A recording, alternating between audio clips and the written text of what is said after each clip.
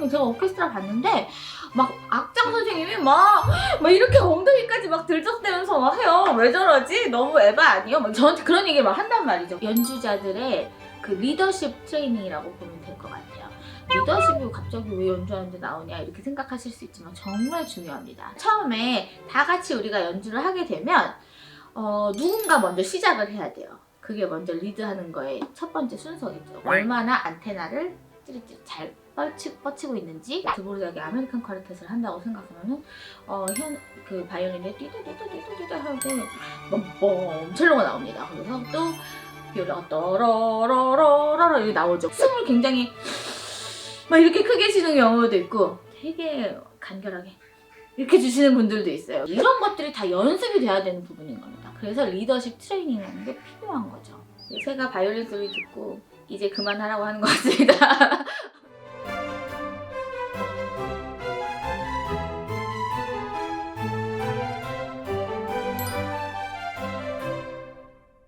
안녕하세요.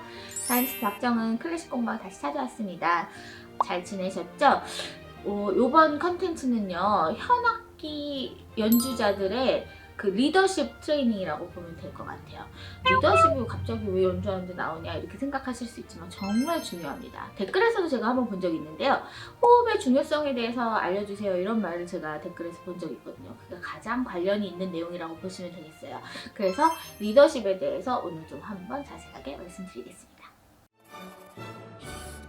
처음에 다 같이 우리가 연주를 하게 되면 누군가 먼저 시작을 해야 돼요. 그게 먼저 리드하는 거의 첫 번째 순서겠죠. 그런데 처음에 제가 초견하는 방법도 나중에 찍기는 할 건데 악보를 보면은 몇 분의 몇 박자인지 어떤 빠르게 뭐 알레그로인지 안단테인지 라르고인지 뭐 이런 것들이 나오게 되죠. 그런 것들을 이제 가늠을 해야 되죠. 내가 어떤 박자로 연주를 할 건지 또 나 혼자 연주하는 거면 내 맘대로 그냥 생각하고 이렇게 나오면 되지만 그 사람들이 여러 명이 있을 때 우리가 연주할 때 여러 명이 있을 때 또는 나 혼자 연주하지만 반주자가 있을 때 이럴 때는 내가 어떻게 연주하는지 다른 사람한테 제스처를 보여줘야 할 큰 이유가 있습니다. 정말 필요한 거죠. 나 혼자 연주하지 않으면은 미리 우리가 뭐 다른 클래식이 아닌 다른 장르처럼 1, 2, 3, 4 이렇게 하고서는 시작하는 그런 장르가 아니기 때문에 얼마나 안테나를 찌릿찌릿 잘 뻗치고 있는지, 그러니까 다른 사람이 할 때 내가 얼마나 그거를 이 감수성과 이 호흡과 박자 감각 이런 것들을 바로 캐치해가지고 따라갈 수 있는지 이런 거 너무 중요하고, 그 리드하는 사람은 그거를 내가 사인해주고 다른 사람들이 느낄 수 있게끔 만들어주는 게 정말로 필요한 부분입니다. 그래서 그거에 대해 설명을 드릴 텐데요. 일단은 박자를 정해야 돼요. 내가 악보를 봤을 때 똑같은 노래더라도 예를 한번 들어볼게요. 제가 만약에 이제 아메리칸 쿼르텟, 드보르자기 아메리칸 쿼르텟을 한다고 생각하면은 그 바이올린에 띠다띠다띠다띠다 하고 뻥뻥 첼로가 나옵니다. 거기서 또 비올라가 떠러러러러러 이게 나오죠. 그쵸? 이제 단계적으로 이게 출발을 하게 되는데, 제가 만약에 퍼스트 바이올린인데 이거를 그 박자 사인을 이렇게 해줘요. 따라라리라라라 이렇게 나오겠죠, 그쵸? 근데 만약에 제가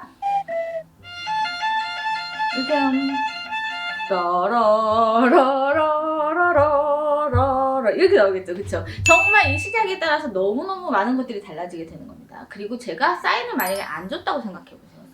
세컨 바이올린 같이 나와야 되는데 나온다?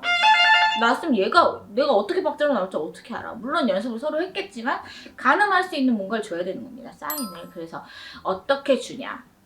어떤 시작을 하든지 간에 제 몸과 숨과 이런 것들이 다 박자에 연결이 돼요. 그래서 어떨 때 보면은 저희 어린 학생들이 오케스트라 공연을 보러 와서 선생님 제가 오케스트라 봤는데 막 악장 선생님이 막 이렇게 엉덩이까지 막 들썩대면서 막 해요. 왜 저러지? 너무 에바 아니에요? 막 저한테 그런 얘기 막 한단 말이죠. 근데 그게 다 이유가 있다는 걸 항상 설명을 해줘요. 왜냐하면 바이올리니스트들은 앞에 이렇게 쭉 프루트가 많지 않습니까? 그러면은 엄청 많은 사람들이 뒤에 겹겹이 있기 때문에 모두 똑같은 활, 시작, 끝! 막 이런 것들을 다 맞추기 위해서 이 악장 선생님께서 굉장히 애쓰시는 거예요. 악장 선생님 성품이나 또 파워 E냐 파워 I냐 이런 거에 따라서도 물론 제스처나 이런 크기가 많이 달라지기는 하겠지만 애쓰시는 겁니다. 뒷부분 폴트까지 나와 무조건 똑같은 박자, 똑같은 활스임, 똑같은 그 박자 감각이나 뭐 센스 이런 것들이 동시에 다 바뀌는 거, 동시에 또 움직이는 거 이런 것들을 원하기 때문에 굉장히 애쓰시는 거죠. 뒤에까지 다 보이게 하기 위해서. 그래서 물론 앞에 있는 사람들은 잘 보이니까 자기를 보지만 뒤에 있는 바이올리니스트들은 잘 볼 수가 없잖아요. 그래서 엉덩이까지 들썩대는 그런 이제 커다란 제스처가 나오게 되는 건데요. 중요합니다. 그래서 이 한 박자가 어떻게 표현되느냐 한번 보여드릴게요. 아까 제가 몇 번 보여드렸지만 그냥 우리가 느린 박자로 생각한다.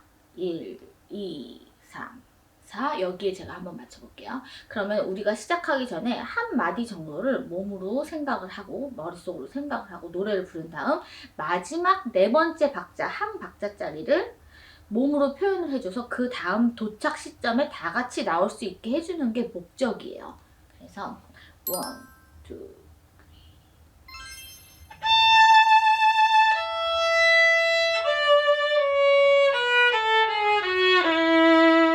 2, 무슨 얘기인지 아시겠죠? 똑같은 스타일로 연주를 해보면 난 이렇게 하고 싶어. 이게 알레그로니까 1, 2, 3, 4 이렇게 하고 싶어. 그러면 하나, 둘, 셋. 무슨 얘기인지 아시겠죠? 그래서 내가 어떤 제스처와 숨을 주느냐 이거에 따라서 달라져요. 제가 비단 바이올린, 퍼스트 바이올린이나 콘서트 마스터만 이런 역할을 맡는 건 아니에요. 보로딘 2번 쿼르텟 같이 첼로가 먼저 다 같이 나오는데 첼로가 먼저 그 멜로디를 차지하는 경우가 있죠. 그러면은 멜로디를 하는 사람이 박자를 선택할 수 있게끔 도와줘야 됩니다. 그래서 그 사람이 주로 숨을 주거나 이 제스처를 주게 되는데요. 사인을 주게 되는데요. 그럼 이제 다른 악기들이 그걸 맞춰서 들어오게 되죠. 그 사람이 편히 멜로디를 놓을 수 있게끔 박자를 이제 반주를 맞춰주는 겁니다. 그런데 그렇게 할 때 이 사람들이 첼로나 또 비올라 이렇게 점점 큰 악기로 가다 보면은 숨들이 되게 더 커지는 경우가 있어요. 이것도 역시 뭐라 그래야 될까? 어떤 성격들이 어떻게 발현되냐에 따라서도 연주할 때만 성격이 바뀌시는 분들도 있고요. 뭐 그래도 다 다르긴 하지만 숨을 굉장히 막 이렇게 크게 쉬는 경우도 있고 되게 간결하게 이렇게 주시는 분들도 있어요. 그래서 웬만하면 제 생각에는 너무 과하지 않다면 다른 사람들이 알 수 있을 정도는 줘야 된다. 첼로라고 하더라도 이런 제스처가 있을 수 있겠죠. 그리고 비올라 바이올린들은 이렇게 떨어지는 도착 지점 이런 것들이 내가 한 박자를 충분히 돌려서 한 박자를 알 수 있게 해주고 도착 지점에서 내가 나 다 사인 준다고 내가 연주에 흔들리면 안 되는 거잖아요. 그래서 이렇게 되면 안 되는 거잖아요. 그래서 내가 준비를 충분히 할 수 있고 소리를 낼 수 있느냐 그것도 연습이 굉장히 필요한 부분이죠. 그래서 우리가 호만 같이 선생님하고 이중주를 할 수 있는 곡들을 많이 다루는 겁니다. 거기서 리더십 트레이닝을 하는 건데요. 화음을 듣는 능력도 굉장히 중요하겠죠. 같이 내가 사인을 줘서 다른 사람이 알게 할 수 있겠느냐 그거에 내가 영향받지 않고 충분히 좋은데 잘 나올 수 있는 능력이 되느냐 또 하면서 남의 거 들으면서 헷갈리지 않고 화음을 잘 맞춰갈 수 있느냐 이런 것들이 다 도움이 되는 연습이라 호만이 굉장히 중요하고 호만 외에도 또 여러 가지 이중주를 연습하고 삼중주를 연습할 수 있는 레슨 책들이 많이 있습니다. 곡들도 있고요. 그래서 그런 것들을 많이 경험을 해보셔야 되면 이런 것들이 연습되지 않으면 갑자기 당일날 나올 수는 없거든요. 그래서 마인드도 마찬가지지만 내가 실제로 모션을 연습해서 연주에 영향이 가지 않게 나쁜 영향이 가지 않으면서 내가 잘 컨트롤할 수 있느냐 또 하면서도 마찬가지예요. 내가 이렇게 가고 있어. 하고 있어. 이러다가 갑자기 다른 사람하고 나올 때가 있죠. 나올 때가 있죠. 그쵸? 그러면은 내가 코로 숨 쉴 때 어느 정도 줄 수 있고 내가 이렇게 했을 때